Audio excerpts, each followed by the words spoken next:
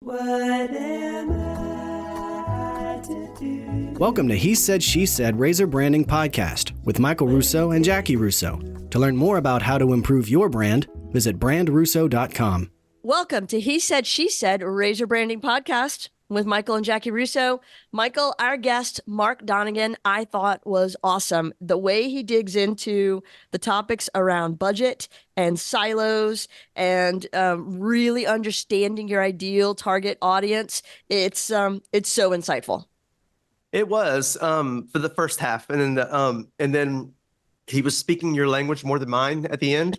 I started making a list of things at the back half: OPX, CapEx, MQL, SDR, KPI, OKR, and there was many more. I just started at the very end. Those are literally just the language of our industry. So I'll be happy to make a glossary for you. Well, I know. Well, actually, I knew some of them, and once I heard them, it was like the marketing. Well, the MQL is the marketing qualified lead. I get that. Correct. Yes, but anyway, I don't use that language as much as you do. So I kind of felt a little inferior, but that happens every once in a while. You wrote it down. You looked it up. That's good. You took a moment to learn. I'm very proud of you. No idea how often that happens on calls. And thank God for Zoom, not in-person meetings as much now these days, because on a Zoom call, I can make notes and I'm like feverishly typing up, what does that mean? What does that mean? What does that mean? Because God forbid you sound like you don't know some things and you should know. The thing is, you can always know because you can always look it up. So good job. And generally, I know what it is. I just may not use that same language, or I may not be in the know in the trend. I don't like using trendy words. I like using my own words. I know. All right, I'm going to finish our intro so that the good people can listen to the amazing podcast. So Mark Donnigan designs and executes marketing programs and go-to-market strategies to establish and grow markets for disruptive innovation startup companies. As a transformative B2B marketing and business leader, Mark understands what's required to succeed in today's winner-takes-all market. I hope y'all enjoy our chat with Mark Donnigan. And so without further ado, Mark, welcome to the show. Hey, it's great to be here. Super excited for the conversation. Well, we're excited to have you. You know, as Christina and the PR team were sending over potential guests, and I saw your one sheet, I thought, okay, this guy likes to party. He's a tech company builder and a marketing consultant. And those are my two favorite things to talk about, tech and marketing. That's right. That's right. Mine too. So we're going to have a great time. Yeah, I know we will. Michael's remaining silent because, I mean, marketing that's his job, but tech does not make him happy. Oh, really? Okay. No. Well, it's not that it doesn't make me happy. It's just, it's all happening so fast, Yeah. And it's been happening. I want to go back to the basic days of print ads and headlines and things like that. And, but those, we haven't done a print ad in God knows how long. We don't do any, I mean, we just got finished dumping out all of our promo items and print copies and samples and things like that. We had a huge filing cabinet full of stuff and really broke my heart. Jackie was like, filing we gotta toss it. Oh, there we go. Like I remember those things. Yeah, giant flatbed cabinet with all of our that's right. That's brochures right. and samples, and it was kind of heartbreaking, but it's just a reality. I mean, I had to show somebody the other day, one of our designers, how to set something up for press because they just don't do it anymore. It's a different world, and it happens so quickly. I know it's been coming, but it seems like it was yesterday, and all of a sudden somebody flipped a switch and we're digital. And I know there you go. Deal with it. Yeah, it's awesome. No, but it opens up a lot of, great opportunities too. So, change is a good thing. No, it is. And I mean, and I think in so many ways, I mean, we're more productive. Things go faster. I think expectations are higher. So in some ways too, people, have, it's more approachable. So I think a lot of people in the industry I talk about this a lot, but it's rare that you go to your doctor and second guess him, but you can always second guess a marketer or a designer, Yeah, that's right. It's easy. Because we live in everybody is a marketing expert, right? Mm-hmm. Yeah, because we live so in it seems. but we live in marketing. We live in that world. So it seems so approachable and understandable. And we know that there's levels and we know there's some depth in there, especially if you do it over and over again and you try to really kind of saturate and get to know your audience and all these different elements. But, it is, again, it's easy to jump in the deep end and say, I have an opinion. Everybody's got an opinion. So you have to kind of deal with that too, That's right. Yeah, that's true. I'm going to let y'all keep going, but Michael, I just have to call you on a couple things. And Mark, bear with us for a second while we have a relationship aside. First of all, we've been a basically paperless office for over 10 years now. That stuff had gathered dust and had not been used, and it needed to be thrown away. I found files from 2005. Wow. I know. And they hurt. They hurt like it felt like it was yesterday, Jackie. Now, I cannot let you be a hoarder anymore. It is not healthy at all. And don't we collectively, the three of us, maybe think that the new way, where it's a dialogue and there's an opportunity to ask questions and get answers and gauge reactions and understand engagement, that what we're doing gets better because we're able to be more targeted and specific. This is actually is going to lead into, I think, a really, really important marketing paradigm shift. There we go. 2005. See, got to get that word in there. Paradigm. Mm-hmm. Is that you remember, and again, 2005, you had to go to a trade show to meet with a vendor to actually really be able to learn about the product.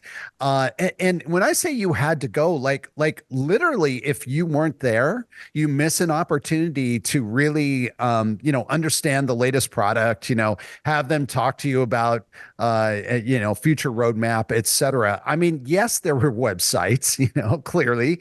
And yes, in theory, all that information was on the website, but still the primary discovery mechanism was face-to-face. And of course, if you were a large enough customer, well, the vendor would come to you, right? But if you were not, so for those of us who are kind of, smaller, medium-sized, we would go to these trade shows, we'd go to these conferences, and with a very clear agenda. Oh, I need to meet with this vendor. I need to meet with that vendor. Wow, I need to really make sure that I can convince, this vendor that we're big enough for them that, we could have an opportunity to buy their product. Today, wow, how it has changed. Now you have all of the customers self-educating.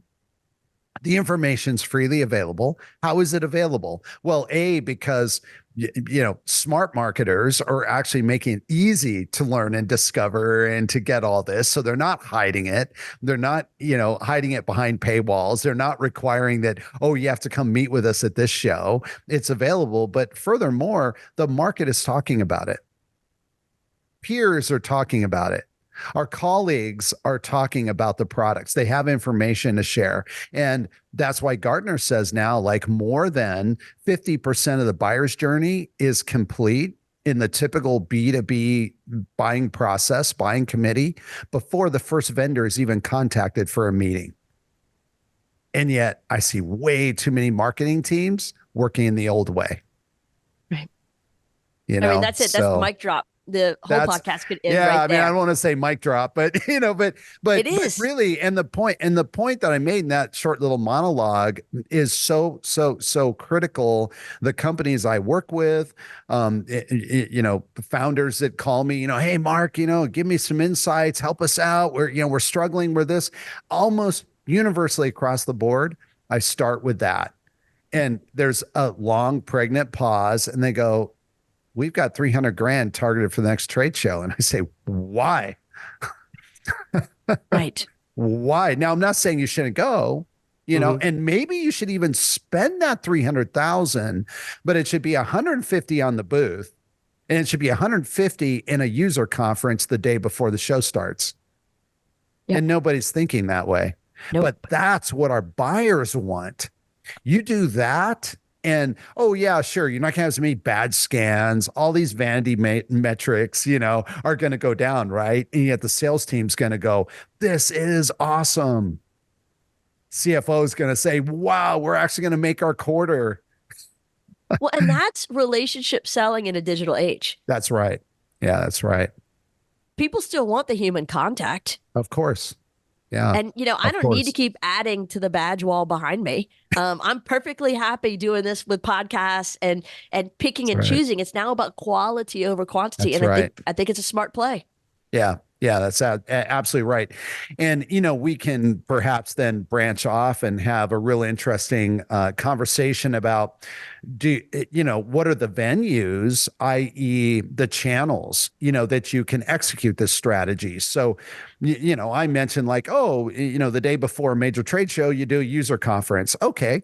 That's in person, ton of value, anywhere from, moderate to maybe very high or, expensive. So in other words, it's not cheap, but hey, what about a podcast? What about, virtual events? I'll tell you, virtual events in some circles are kind of like, yeah, virtual events. Nobody wants to go to those anymore. You know what? I am seeing in the companies that I work with are being hugely successful in virtual events. Now, if you're going to measure it by the fact you had 500 people register and 350 show up, yeah, they're a dismal failure. But if you're going to register by the fact you had 30 people attend, and oh, by the way, of those 30 people, 3 were in our ICP, one of them we were working with, and 2 of them are net new, and we're now in serious conversations. I don't know. I want the latter, not the former, the 350 registrants I could care less about. I care about dollars. I care about revenue. And I think we all do. Yeah. Quality over quantity. Well, that goes back to is, really understanding your audience, understanding who it is you're trying to get and going after them and being very targeted with that. That's right. You can be more targeted with that too. I mean, with I'm complaining about the digital side, but I also love the power of it because, as a message person and a writer, I really believe in, being able to get in front of the right people now is so much easier. It's still hard, but it's easier. It's a kind of a mixed bag, right? If you know how to do it, and if you have the right messages and you have the right audience, then you know how to connect with them. But the opportunity to make that happen is so much more attainable than it used to be. Yeah, 100%. And, I've heard the phrase or the description dark social, is kind of this way to describe the interactions that our buyers or the market is having on forums and, even just on LinkedIn posts. I'm increasingly just blown away by, someone will make a post, an influencer or otherwise, and people start commenting, jumping in. Next thing you know, there's whole conversation threads happening on a post that people are getting, they're learning about companies, they're learning about, maybe technologies, they're, in other words, they're getting information and you say, what was the mechanism? It was a LinkedIn post. And maybe it was a LinkedIn post that was super obvious. In other words, the post was written with a very specific intent, to spark a conversation and create dialogue, right? That's often the case. But sometimes you look at the post and you go, wow, I mean, I can see why the conversation kind of went in a certain way, but it's just a post. And yet how many professionals are getting their information through these mechanisms, through LinkedIn posts, just like that. Well, it's treating it for what it's supposed to be, which is social media. It's not a broadcast medium. I'm not talking at you. Yeah. I'm engaging with you. I'm shocked when clients say, or prospective clients, even more funny, we don't like that stuff. I'm like, oh, you don't like having direct access to decision makers? Exactly. You don't like being able to skip the gatekeeper and have a whole relationship built with them online? Okay. Yep. Yeah. Okay. Well, there's probably someone else out there who can, run your ad campaigns, but it's like, yeah, I'm completely with you. And yet, this conversation, I would highly doubt that your audience is turning us off at this moment. Like, oh, I don't believe in that. Everybody's head is nodding and it's simple to execute on one hand. We're talking about like doing a podcast, like, okay, there's a lot of, and I've had multiple podcasts. You have a podcast, there's actually a lot that goes in, that's not seen that, to like putting these episodes out. But yet it's simple. It's clearly defined. There's a set of steps there. There's way you can hire people, agents. There's ways to get the work done, and it doesn't have to be real expensive. So these things were, posting on LinkedIn, okay. So you probably want a premium subscription. So it's, I don't know, $800 a year or whatever it is now. It's changing all the time with LinkedIn. But okay, so it's not exactly free, but it's basically free, right? and yet executing in a consistent manner, in a high quality way. You can throw around authentic, but there's different ways to describe, but in a way that's going to connect to your audience, who you want to reach. That's hard, and it takes focus, and it takes showing up every day. And that's where people struggle, And discipline. Yeah. I mean, you have to have a discipline for it, because you're right. We talk about that a lot here, even with ourselves.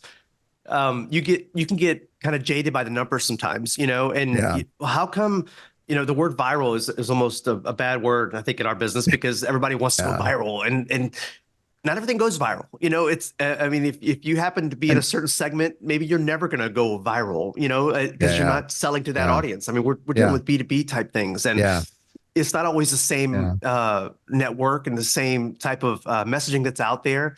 And so it's, you can watch the tracker, you can see the metrics, it's all in front of you. So you're hit with all this information all the time. And so I think that was it paralysis by analysis. You start to overthink it, and then you end up kind of giving up a little bit, or not trusting anything, or not trusting anyone. And that's never a good sign either. Yeah. And there is, so I love that comment you made about virality, because I think that connects to SEO, and that's always a big question is SEO still relevant? Do I need to focus on it? What is the value? And look, again, there are phases. So if we go back to the good old days of 2005, 2008, 2010, hey, SEO and my view is that as long as there is a search mechanism, search engine, and as long as a sufficiently high number of our potential, clients, customers are going to go and use that for discovery, then yes, that's an avenue, that's a channel, right? And it's relevant. So it's not to say, SEO, it doesn't matter at all. But we have to think about how our buyers discover solutions, how they get information.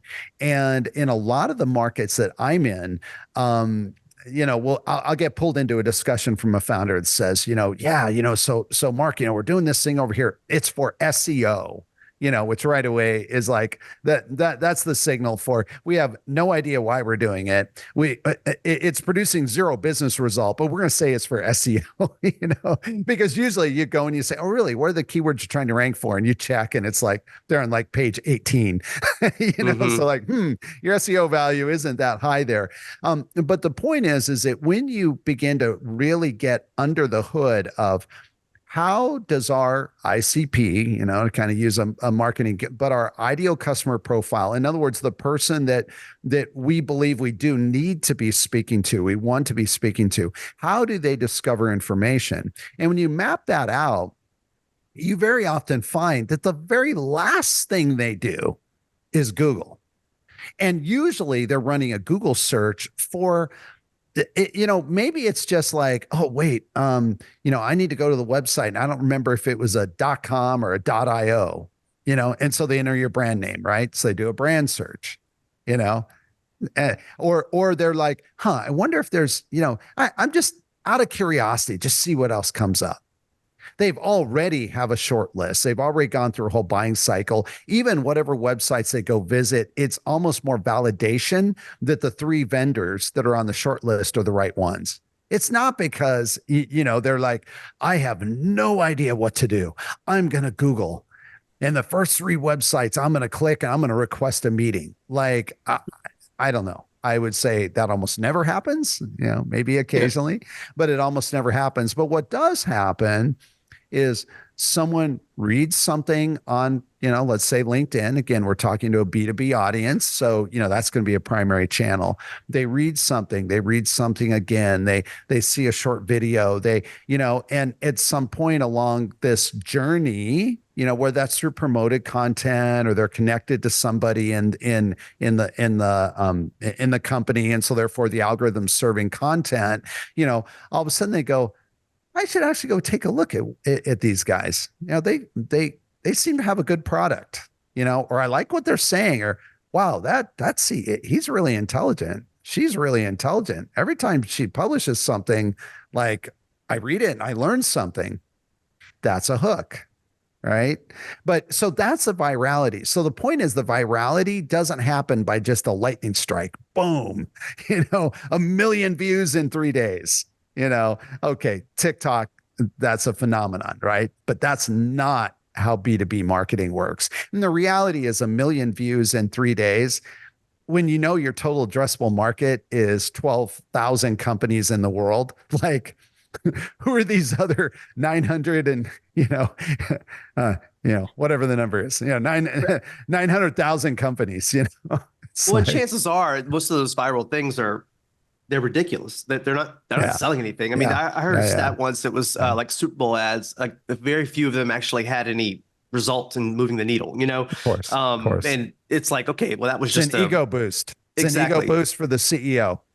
And so you have something really fun and people like it and all that. That's great. But did it actually do its job? Did it communicate something? Did it pass a message on? Did it make you believe in that product or service more? Did it make you interested? I mean, we talk about that a lot, about making, being the expert in the room for our clients, always being the smartest one, being thought leaders, being, the people that they can trust, and to build up that, that character and that loyalty over time by having the answers, like, okay, when I need something, I'm going to go to the person that is going to give me the right answer. I mean, that's right. Be that person. And that takes time. It takes, knowing who you are. It takes, knowing what you do and what you do well, better than everybody else. All those little things that people want to jump over and get right to the finish line and say, I want to dancing this or something loud and obnoxious, So yeah. Mark, what's your process for budgeting? Just to kind of switch the subject up a little bit. Talk to me about, how that's changed over time and what you feel like is the right guidance measures now for budgeting for clients. Yeah, that is a great question. And of course, incredibly timely because, certain market segments are really under pressure right now. Either revenues are down, business is down, or, maybe actually revenues are not down, but they're just, the board is mandating operational cost efficiencies. And the thing about marketing is, it's the first place to go, because it's still amazing to me how many chief executives don't really understand marketing. I mean, they really don't. They want to, at least in my experience. It's not that, they don't, but they don't understand it. And so if you don't understand something and you're spending, relatively speaking, a lot of money on it, well, it's totally natural. It's like, why are we spending $300,000 a year to go to this trade show? And by the way, that actually is probably a good question to ask. But anyway, so here's how let me provide sort of a framework. And then, if you want, we can unpack it and kind of go deeper into specifics. But I really look at budgeting, and there's kind of two parts to it, right? There's the CapEx and the OpEx. So CapEx, I consider people and kind of fixed costs, right? So that's the team, that's that's HubSpot and whatever tools you might be using. But let's focus on OpEx, although I do want to come back to the CapEx side because I have some clear thoughts that diverge a little bit from what people are doing out there. But on the OpEx side, so that is, like trade show expense, paid media or paid digital, or, it's all the things where we're spending money to get exposure, to get ourselves out there. So the framework that I use is I look at the buyer's journey and I try and allocate as best as I can. Where are the concentrations of attention? And so you could say eyeballs or, whatever, but I like attention. So, and based on the market, and based on the industry, but, this can change, but, it could be, and again, I want to be very clear, I've made a couple comments that, may sound like, oh, I hate events, events are terrible. No, I don't. But as long as there's attention there. The problem is that there's too many marketing plans where it's like, oh, here's the 3 major shows in our industry and of course we have to go. And then you look at me and you go, well, yeah, one of them, that, still people go, but the other 2, like our ICPs are not there. So, and and not to interrupt, I will interrupt. We found that too recently. There's almost zero follow-up or lead in. Like they're not taking advantage of that opportunity. Like there's a huge opportunity to have this expand, but they're not coming away with lists. They don't have a plan for it, a process, and no follow-up. Yeah, it's a huge deal, right? Yep. I was working with a company not too long ago, who traditionally had invested in, and they're they're in the 9-figure revenue range. So, they're sitting at lower 9 figures, but still, they're producing revenue is my point. But they were spending, 300 to as much as 400, even $450,000 on trade shows. And, look, beautiful booths, big, impressive, right? You walk along, oh, wow, this is amazing, right? And yet, when the budget started to really come under scrutiny, and the very simple question was asked. I mean, incredibly simple. What have we gotten out of that spend? That was the question. It wasn't, can we prove that we 2x, 3x the ROI? Can we, can you map it to? I mean, it was very simple. And even a response that had come back that was as simple of a response as, well, we scanned this many badges. We held this many meetings. There was in our pipeline, as we went into that show, there was X number of millions of revenue. We met with 100% of the pipeline. And we, in other words, some of that is very soft. It's not hard to do. And do you know that the sales team could not produce that information? No. Could not produce it. And what are they doing? Well, let's not get into that. But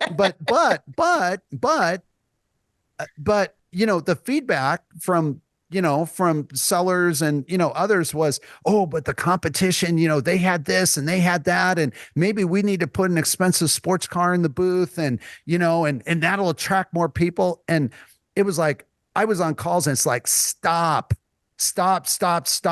None of that is going to happen because, even the most simple, how is this $300,000 moving a deal through the pipeline? Answer that, and all of a sudden, this particular industry, and like all industries, is under pressure. And no, the board was not going to approve the same level of spend, but so it wasn't going to be quite as big and impressive. But clearly, you got to answer that. And it is shocking to me how this story, and I just challenge any listeners like, oh, wow, that company doesn't get it. Look in the mirror. Most of them, 100%. Look in the mirror and ask yourself, and then you would go to the sales team and you'd be like, good, because, there were bad scans and all that was logged. So, and there was a meeting calendar and everything. And by the way, the company did like 150 or 200 meetings during like a 3 or 4 day show. So I'm not talking about they just showed up and stood there. Right.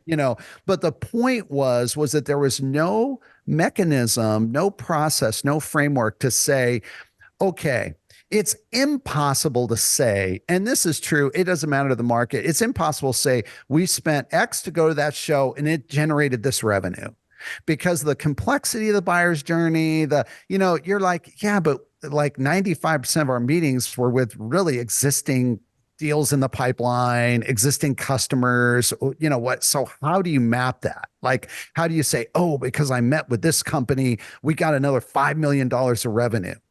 Yeah, maybe it sparked a conversation, but it's very, very difficult to say with certainty, because we went to the show, it triggered this revenue. But the point is, you should be able to map and hold up your investment. And this came back to the budget, so I haven't gone off track here. Right. You need to be able to hold up some sort of a framework that says, we're spending money on these activities. We know, and here's the proof, that our buyers' attention are in these areas. And we know that the buyer's attention, is there. And we believe that the best way for us to, to capture more of that attention and, and raise our profile, et cetera, be a part of more conversations is to attend that show or to sponsor this event or to, and look, this could be put a billboard on the side of the road. I mean, in some way, tech companies get sometimes made fun of in certain circles, not all circles, like in Silicon Valley, for example. Why did it have billboards? Why do all these tech companies have billboards? Well, it's the exact same reason that when you go to Hollywood, they have all of the billboards of all the latest movie premieres. And yet you can go to almost any other major city other than, maybe New York City, Times Square, and you're going to see zero billboards. And you scratch your head and go, wait a second, this is Hollywood. This is where the movies are made. This isn't where the audience is. Why are they advertising to like the people making them? Well, there's all kinds of reasons. There's the awards and, anyway, that's a whole nother topic. But so the point is that I actually believe that it could make sense to buy a billboard for a tech company in San Francisco. But if your intent, is to, drive signups, drive demos, and you're buying a billboard, well, no, that's flushing money down the road. I mean, down the drain. But, if there's a reason that you're trying to raise visibility in the investment community, maybe you've closed a Series A, you're starting to get some traction, you're out shopping for a Series B. You're out looking to raise money. Hey, it might make a lot of sense. Right. Again, where is the attention? Well, if you're trying to raise money in Silicon Valley, you don't want billboards in Denver. Right. Even though there's VCs in Denver and maybe even there's VCs that'd love to invest in your company, but like the odds of, in other words, the ROI. So, right. Yeah. Right. No, so that's how I think about OpEx. Now, you want to talk about CapEx? Yes, please. Okay. So there's a couple, I find there's a couple schools of thought of how you build a marketing function, and I'll start out using that terminology because that could mean that you do it all in-house, you insource it, you build a team, right? But at the end of the day, it's a function. And there's increasingly more parts of that function that there's actually a good argument to be made that you don't need it or even want it in-house, because maybe you need to be able to scale that function up around certain, times of the year when maybe there's certain activities that, that require more of that function than other times. Maybe you even want a diversity of, and I mean this in all ways, a diversity of voice, a diversity of perspective, a diversity of style. So this often happens in writing. This happens in graphic design, for example. Yes, you have your brand style guide. Yes, you have a voice, and no, everything you put out shouldn't feel like it's written by, like you have 50 people all writing in different styles. That would be incoherent. But there can be some very good reasons why working with more flexible resources actually pays off. But there's a couple roles that you have to nail to make all of this work. And that is, you need a conductor of the orchestra. And this is, and I've adopted this, kind of word picture because I think a lot, you don't have to be a musician to kind of understand, like, okay, if there's, even 10 or 15 musicians on stage, much less 50 or 60, like as in a full blown, symphony orchestra, however many there are, they can be world class. And if you go hear a major symphony orchestra, you can assume that each player on that stage is among the best in the world, for their instrument. And even though they probably could play the music, and maybe to the completely uninformed person, they'd go, oh, wow, that sounds pretty good. But it is going to be nothing like when the conductor gets on stage. and is able to bring out, all of the nuances and bring out the performance. And that's when you say, wow, that's when you walk out of those kind of performances and you're just in awe at what you just heard. And so the CMO is that conductor. Now, don't get hung up on the title. In other words, it could be VP of marketing, it could be head of marketing, it could be director of marketing. The point is that there has to be somebody who has a vision for the market, has a vision, knowledge of the market, vision for the company, is conducting. So whether or not you're using freelancers, whether you're working with maybe an agency or two, or you build a team, if you don't have the conductor, it's you can have good work being done, which is why I love the music analogy, because you can still have the very best players on stage, but you don't, intuitively you can understand the net result is not going to be as sweet. It's not going to be as good. And not because, the team doesn't want to work together or, isn't coordinated or isn't communicating, no. It's just because like in the orchestra, like you got the violin player on one side of the stage, you got the French horn, in the back, you've got, how in the world are they going to communicate? Like even when you're holding your instrument, like what are you going to do? The French horn person's going to like in between playing notes, shout, talk to the violin player, like, and both their hands are occupied. Like, what are they going to do? Wink, like how can you coordinate, so that's something to think about in terms of balancing cost. Is not always my point. And then I'll let you comment or question. Is that on the team side, it's not that, I need a director of marketing, and then I need a director of digital marketing, and then I need, two generalists underneath them. And then I need a creative director, and then I need two designers. It's like this whole big hierarchy. And that's how you end up with 15-person marketing teams that can't get anything done, in my experience. So. Well, and I love the way you talk about scaling it up and down, because that's what I see a lot of in most of the B2B companies that we, encounter, whether they become clients or not.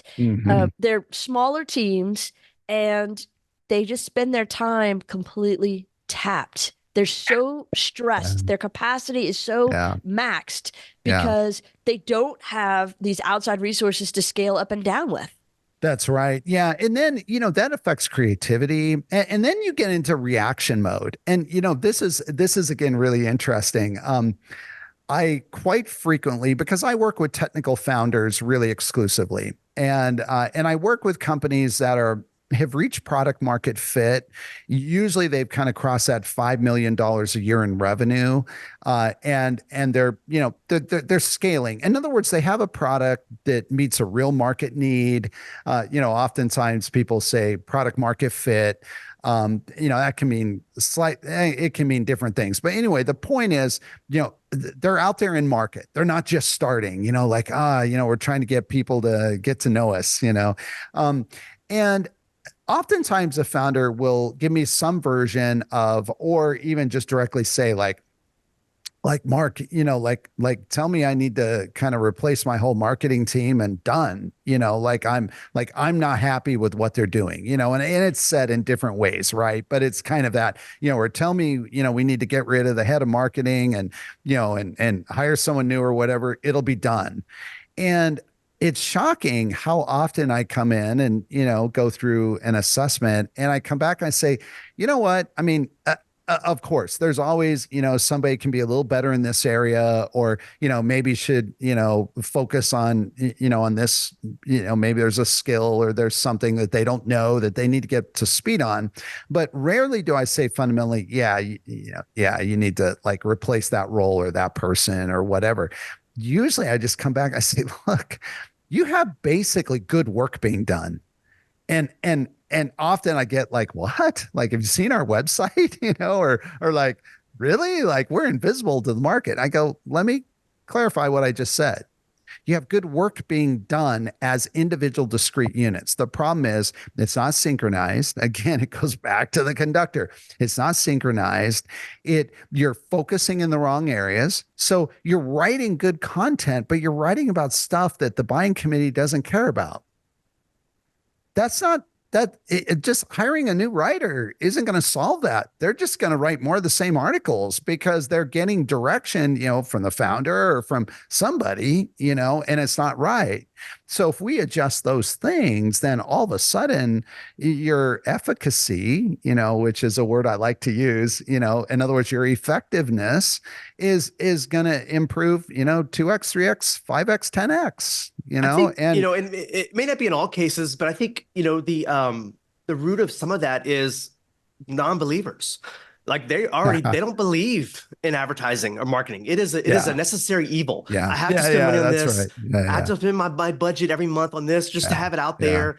So they will, bottom line, their internal marketing. They're not going to go hire an agency. They're going to hire an in-house department of 3 people and have them slave out something for a multi-million-dollar company. And because they're used to an old way,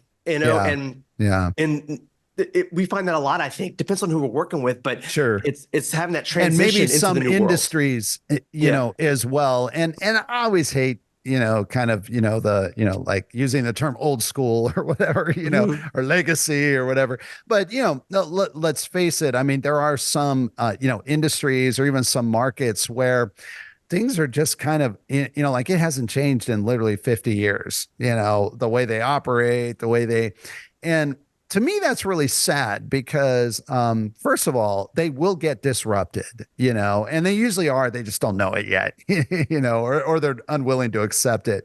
But they will get disrupted by someone who comes in and understands, the way the buyers think, and maybe they have an insight on the product, and and so they get disrupted both on the product side and the go-to-market side, and that, I don't adopt the posture of like, they just don't get it. Okay. It's like the dinosaur thing. You hear people say, they're dinosaurs. I'm like, well, it's kind of sad for the dinosaur. Like that doesn't make me happy, like, the dinosaur died. Like that doesn't make me happy. So I often, just really try and connect to where the potential disruption points are. And like I said, there's disruption on the product side. Sometimes people kind of just go there and they get fixated on like, we need to fix the product. And I'm like, yeah. All that work needs to be done. But you know what? Selling through distributors who basically their sole job is to put your boxes on a warehouse in a warehouse and sit back and wait for a white van to drive up and to walk in and say, hey, you got 3 of this and 4 of those and 18 of these. Yeah, we got them. All right. And then, like that's not how you're going to win, and it's certainly not how you're going to grow your business. You might have a nice $2-3 million, $5, $6, $7 million your business, but, like most people would like to, grow. So, well, there is nothing more glorious, Mark, than when they become believers. When you are able to prove something to them, they see something, their eyes are lit up and they're like, oh, I like this branding thing. I like this marketing thing. Like, there's something that clicks and maybe it comes back around, or one of their salespeople came back and said how this worked or that worked. And it doesn't always happen, but when it does, it is marvelous. Yeah, 100%. And at the same time, I actually rarely interact with people who, in air quotes, don't get marketing, because I have just learned that it is so much work and effort, and it's like trying to convert the person who they don't want to be converted, or they don't know they have a problem, and I don't know, there's all kinds of examples, I think, just in life of, trying to help your friend and they don't think they have a problem. You can see they do, but at some point you just have to kind of walk away and say, this really stinks because I can see this isn't going in a good direction, but like. Yeah, we finally got to a place where we could do more of that. In the past 10 years or so, that's great. We're able to make better decisions and really identify the clients that would work best with us. And I think that was a big jump for our agency, is saying, okay, these are the people that we really want. They're believers, that they're going to invest in themselves. They're going to listen. They're going to work with us, not just have us do all the work. We want to collaboration. Yeah. A lot of things that we put in writing and said, this is our Bible of code of ethics that we want from clients. We want to be treated well. We want to be, you can't just yell at people and that just doesn't work. So, and luckily the past, like I said, 10 years or so, we have this amazing roster of clients that we've had long relationships with, and it comes from that, of understanding those things too. Yeah. One of the best, just career advice that I was given years ago. I mean, years and years ago, from a mentor that, I had an opportunity, founder of a company that, was really significant in my career, both personally and professionally. But I remember him saying one time, he said, Mark, he said, we were talking about some, I don't know, something about, doing some work with or joining, I was joining with another company.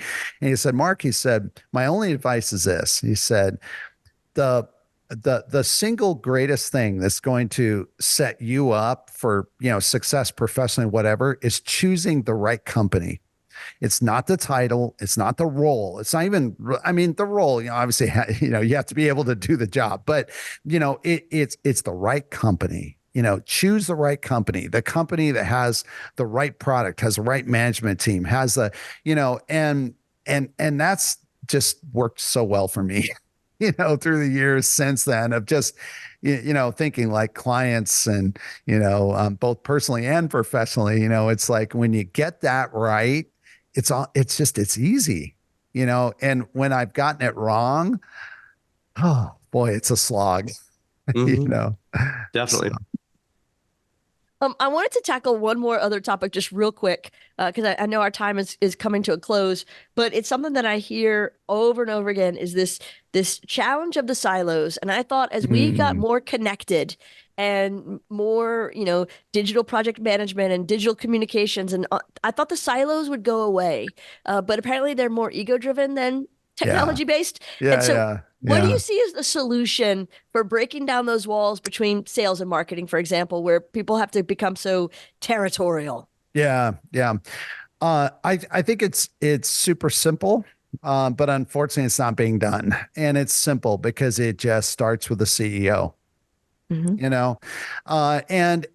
it's with the CEO, both in terms of how that person, how he or she interacts with the head of sales and marketing, and even the conversations that they are having either with each person individually or together.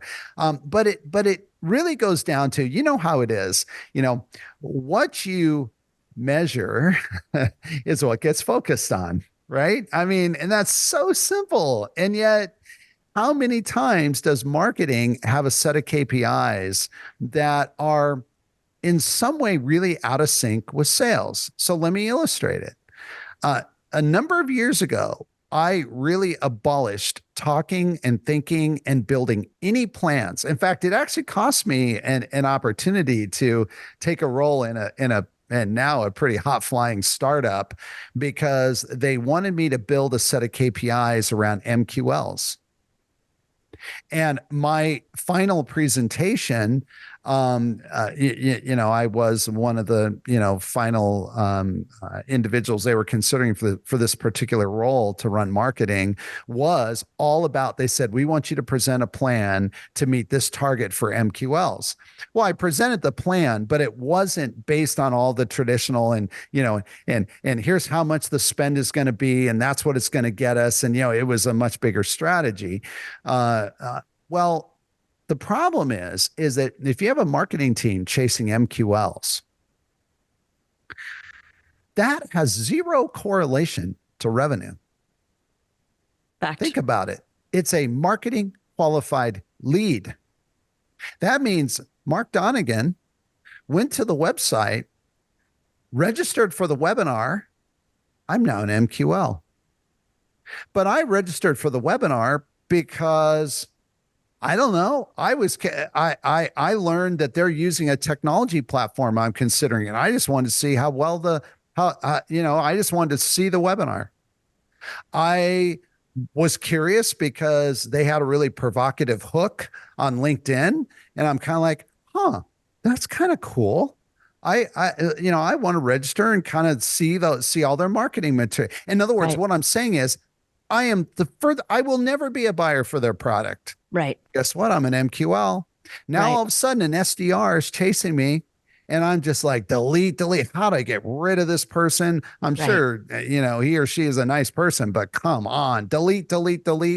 So now you have a CMO, head of marketing, whatever, who's crushing their MQL goal. And you've got a sales leader who's like, everything marketing sends me is crap.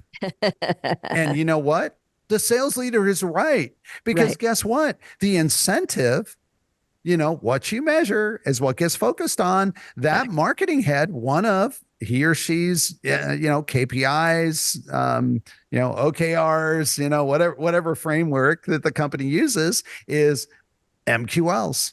Right. So they're cranking out 1,000 a month. So, and this all sounds so easy. Like everybody's like, yeah, I run into that. But yet then the quarterly plan comes around. And it's like, well, do we need to adjust our MQLs? How are we, it's like, stop it. If everything goes back to revenue, if you figure out now, it doesn't mean that marketing doesn't have a very specific set of, I really prefer the OKR framework, by the way, but that's neither here nor there. But, yes, you can say, okay, in this quarter, marketing is going to do these sets of activities. Here are the outcomes, here's the invest. And it could be based on investment. Like marketing is going to go to that trade show, not spend 300,000. They're going to spend 100,000, but they're still going to scan as many badges. Okay. Now I've just freed up $200,000, which maybe I need because our revenue's down, or maybe I freed up that 200 because I've said, hey, I'm going to reallocate that to this other thing that we believe is going to have greater efficacy, in other words, drive revenue.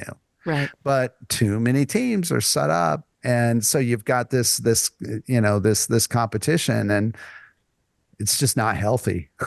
Right. No, you're absolutely right. It's not healthy for the individuals, but it's not healthy for the business. Nobody wins in that situation. Everybody loses. Everybody. The business loses. The sales head loses. The marketing head loses, and the CEO founder loses. Right. And yet, company after company after company after company is still, yeah, we get that. Yeah, but you know what? It's the only way I have to measure what the marketing team's doing. Well, then you got the wrong marketing team. Right. You got the wrong marketing head. Right. So, Mark, I got to end it there because that's the perfect mic drop moment. At the end of the day, it is absolutely about that. Yeah. Thank you for giving us your time and your talent and your experience and your expertise. This was awesome. It was great to be here, and thank you for the opportunity. I hope that there were a few nuggets in there that the audience will find useful. So it's a thanks full again. Chick-fil-A 8-pack. Thank you. There you go. And I love Chick-fil-A. Ditto.